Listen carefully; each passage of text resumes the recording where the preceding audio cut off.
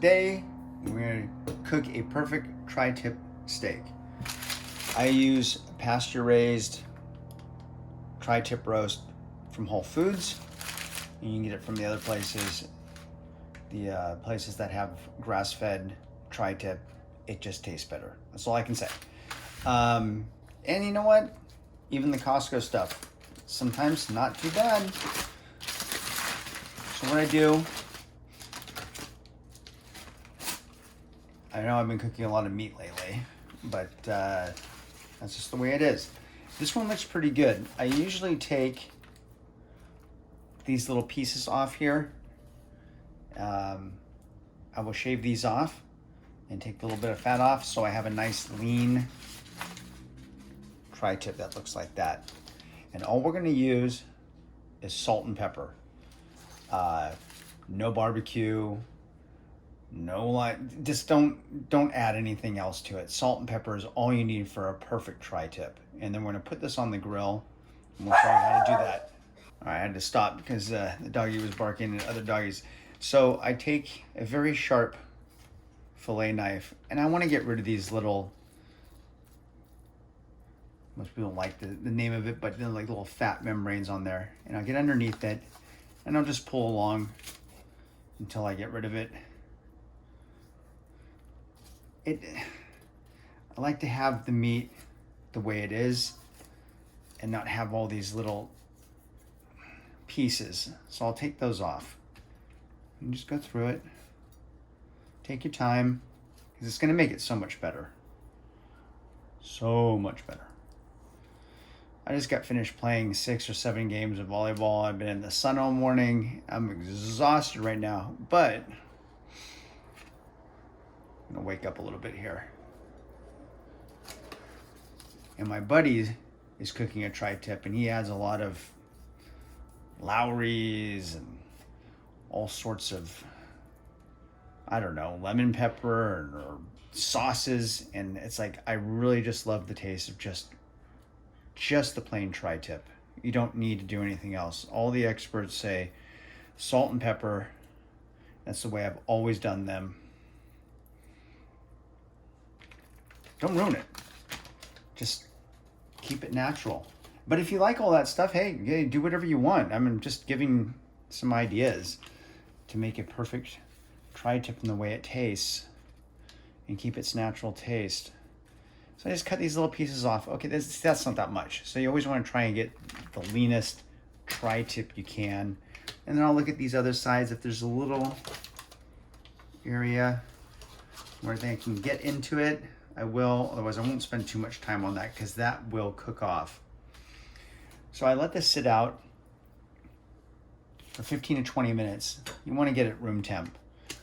And then we're going to heat up the grill while this is sitting out, but you also want to salt this.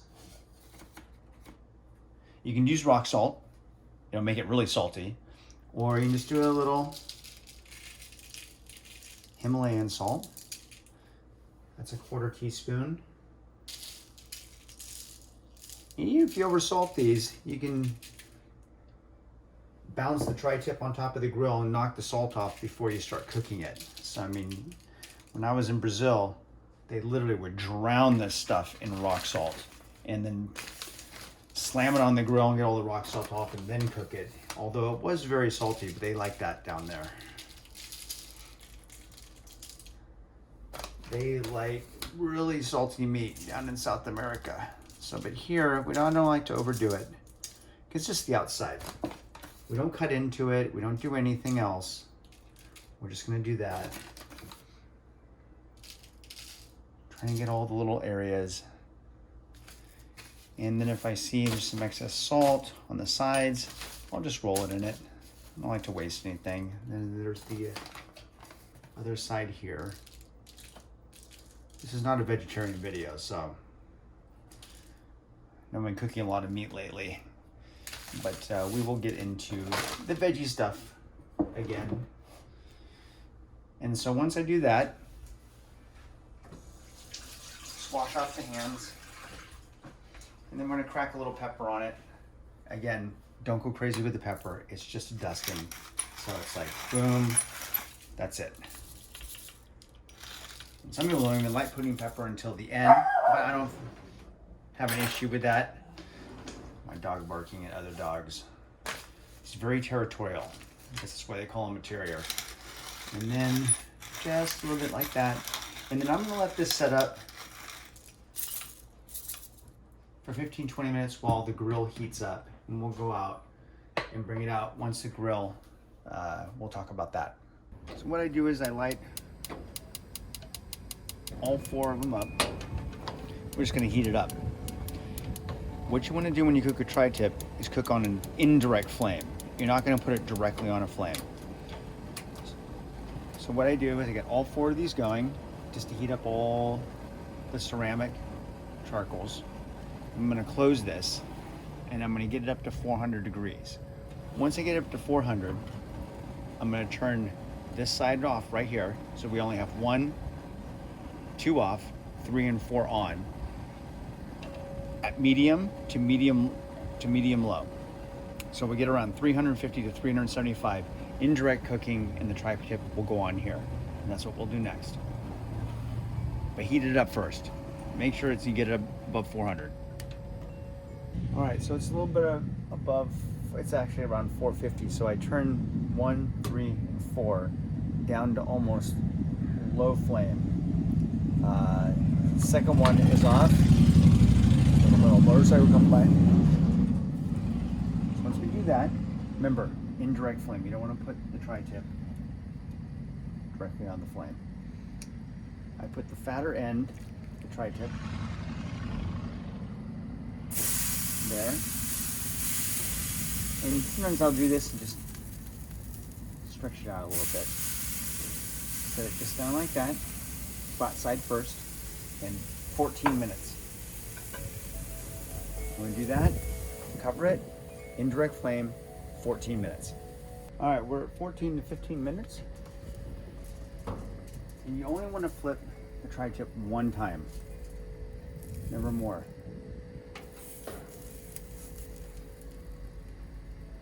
So even though it looks like it hasn't been cooked, that's okay, because we're doing indirect cooking.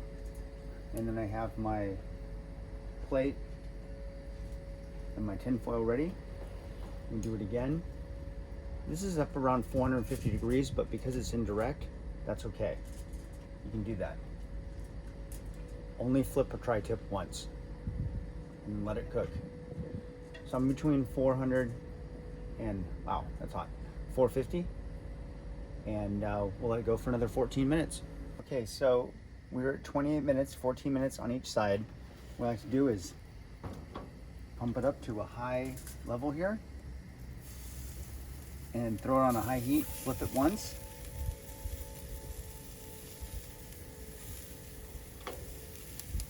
And I like to turn them all on so I can start cleaning this off later and burn it off. I'm gonna let that sit for 2 minutes, 1.5 minutes, 2 minutes.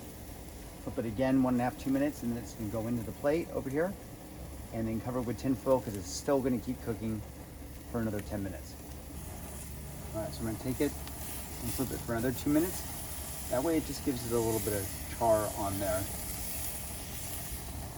And then after 2 minutes, I'm gonna take that off and throw it in there. All right, it's been 2 minutes. I grab my aluminum foil. Try not to poke it too much so you get all the so the juices don't run out. I'm gonna drop it on here. And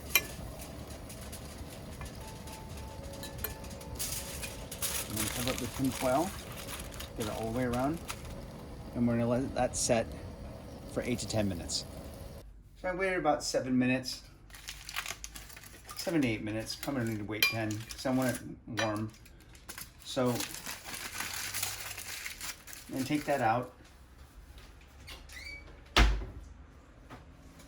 And then we're gonna cut into it. And you cut through the middle of the tri-tip here. And see how it turned out. Look at that. Absolutely perfect. Paint on the inside. And then what you wanna do is start cutting it this way.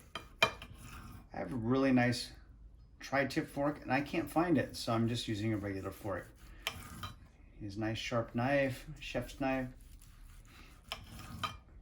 Cut a few pieces. And you can serve this with baked potato and slaw or salad, rice. But that's it, salt and pepper. That's all you need.